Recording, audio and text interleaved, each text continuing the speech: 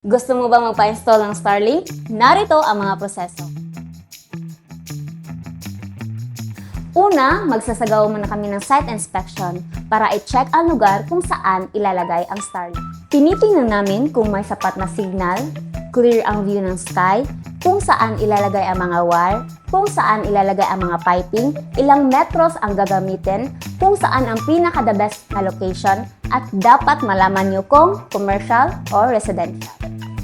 Pagkatapos ng site inspection, nagbibigay kami ng proposal na naglalaman ng recommended setup, scope of work, timeline, at estimated cost para sa installation. Once approved na ang proposal, isusunod na namin ang installation. Kasama na dito ang pag-mount ng dish, cable management, at pag-set up ng internet connection.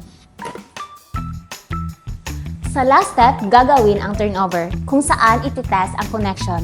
Ipapaliwanag ang basic usage at troubleshooting. At sisiguraduhin namin na gumagana ng maayos ang Starlink bago i-handover sa client.